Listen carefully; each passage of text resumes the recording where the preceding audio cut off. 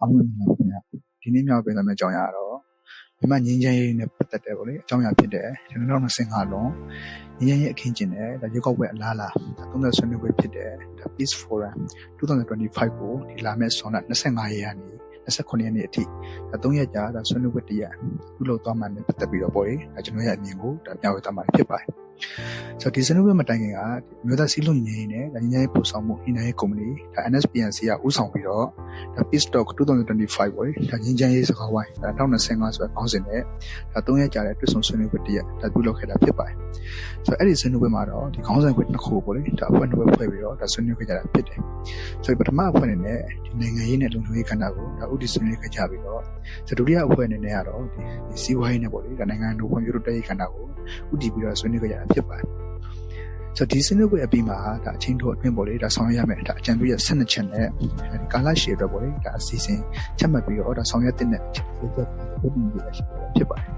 ဆိုတော့အဲ့ဒီဘုဒ္ဓမြတ်ရဲ့နေရာမှာဒါအချင်းတို့အတွင်းဆောင်ရွက်ရမယ်ဒါအကြံပြုချက်12ချက်ကိုဒါသုံးသပ်ကြည့်မယ်ဆိုလို့ရှိရင်ငញ្ញရင်ဆောင်ရွက်နေတဲ့ပေါ့လေဒါ institution တွေပြန်ပြီးအသက်ဝင်ရေးတွေငញ្ញရင်လုပ်ငန်းစဉ်တွေမှာဒီရပ်ဘက်အဖွဲ့အစည်းတွေပါဝင်ငញ្ញရင်ဘုဒ္ဓမြတ်တွေကိုဒါလက်တွေ့အပြင်မှာအကောင့်တွေပေါ်နိုင်ရေးအပြင်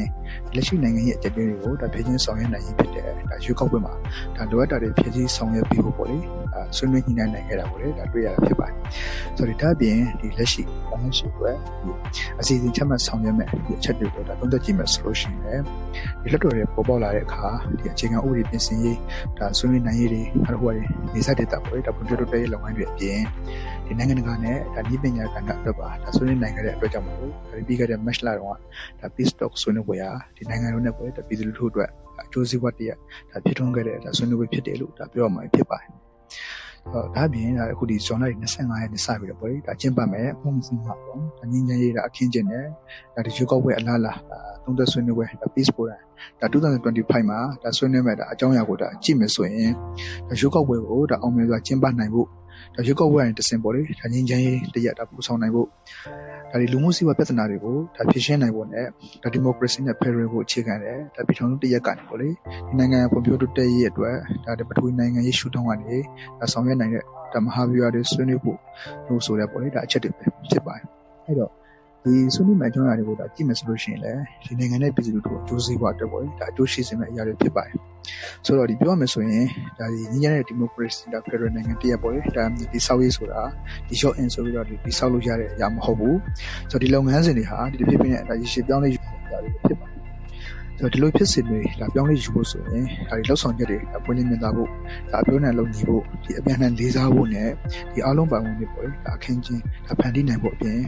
ရည်ရှိဆက်ဆံရေးတွေစောင့်နေတယ်ဒါတော့ပါတယ်ဆိုတော့ဒါတွေကိုလုပ်ဖို့ဆိုလို့ရှိရင်တော့ဒီစစ်ဆက်မပြတ်ပေါ့ဒါထိတွေ့နိုင်တဲ့ဆွေးနွေးပွဲတွေဒါကျင်းပပေးဝယ်တာလိုအပ်ပါတယ်ဆိုတော့ဒါကြောင့်လည်းဒါ Peace Talk Face Forum ဆိုတာဆွေးနွေးပွဲတွေဒါကျင်းပနေတာဖြစ်တော့ဒါကျွန်တော်လည်းမြင်မိတယ်